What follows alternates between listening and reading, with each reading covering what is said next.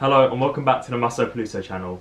In today's video I'm going to be talking about GCSE geography and whether you should choose it, my tips, advice, what I studied and all of the above. So I studied GCSE geography over 4 years ago now, and you know, it was enjoyable. I liked it. I liked the subject. We were on the AQA exam board. I know that when I studied it back in 2016, it's changed a lot now. Like they have the 9 to 1 and they've just changed like how they structure the exams. The difficulties changed, but the content is still there and the topics will be similar.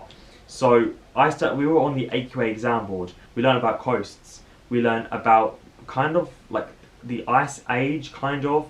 We learned about tourism. So those are just some of the topics we learned.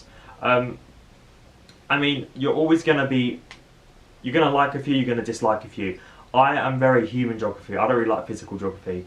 Coasts aren't bad, but all the other ones, all the other units we did of physical geography was so boring, honestly. I didn't like them at all. So I just want to quickly say, I do recommend taking geography because geography is a very broad subject. I mean, you can learn about anything really, and there is a lot of elements of other subjects in that. There's politics, there's economics, there's law, there's so many subjects. So it's perfect, even at GCSE, it's perfect for university, in your personal statement, sixth form or colleges, because there are a lot of, as teachers like to say, transferable skills.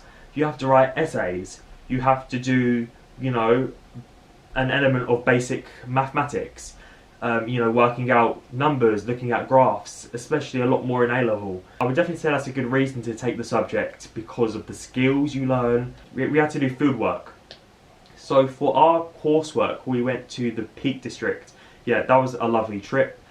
We learnt a lot, and it's very nice to actually go out and, you know, collect data yourself.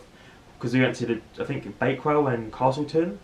I don't know how I remember the towns, but anyway, I know villages. It's really good to actually go out and collect the data yourself. So there's always trips. If you want to look at the positives of the subject, there are trips, there are days out. You know, we did quite a few day trips, so there's always that to look out for as well. I would only say, make sure you're aware that there is a lot of writing, a lot of essay writing. You have to be very analytical, very critical of what you're saying, give both sides, essay. There's a lot of essay writing. If you're not good at essays, don't take it.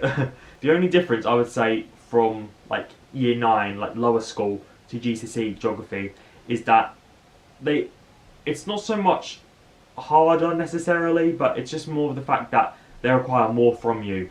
You have to write longer answers. It's not good enough just writing a paragraph answer. You have to write loads and loads to justify what you're saying, explain yourself.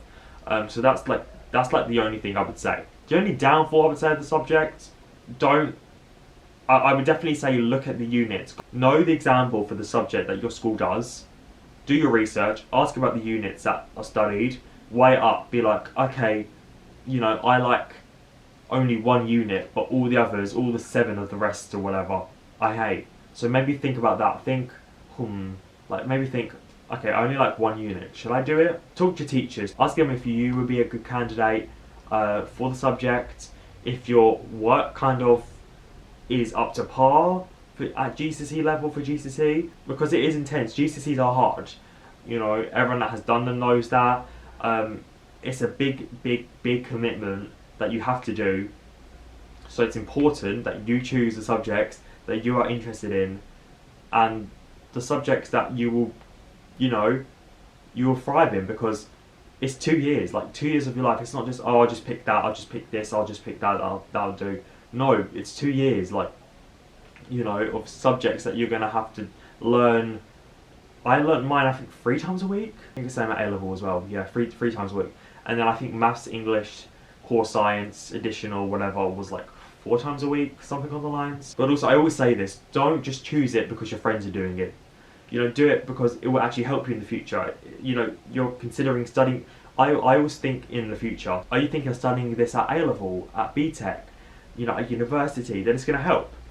You know, when I started studying business, I did not think I was going to do it at college.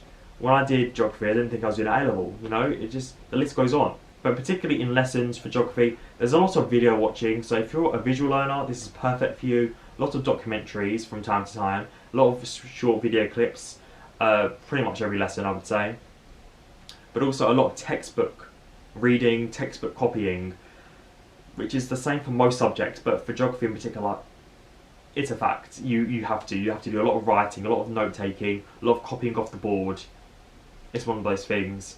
In regard to homework, homework could be very varying. You know, like you could do an essay, or you could do questions, or you could do a poster, but that's kind of like lower school, so maybe not. Or working on your coursework. Coursework is 20%. So I don't know if they scrap that now, but for me it was 20%.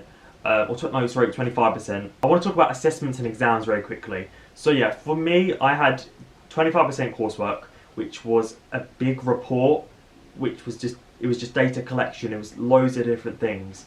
It was like it was surveys, and it was like facility tallies, and it was all that. You just basically talk about how it's relevant to your question. I think we made a question. I said, oh no, we all got given a question, I think, and we just had to answer it using this information. But we had to collect human and physical like facts and statistics about the Peak District, and you know, like how it answered our question.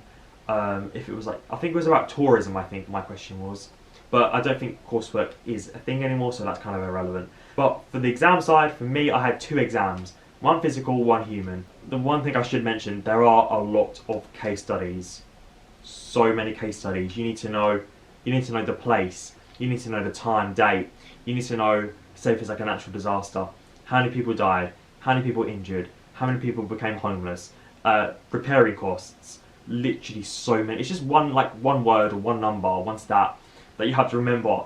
Do your research into the units, into the requirements, and if you want to do it, put your mind to it, you can do it, work for it, prove to your teachers you can do it, talk to your teachers, get as much advice as possible. Is it a popular subject? Do they do well at the school? All of the above. I hope you enjoyed this video, guys. I hope it's been useful. Please like and subscribe. Follow my Instagram and Twitter, Massimo Peluso, and I'll see you in my next video.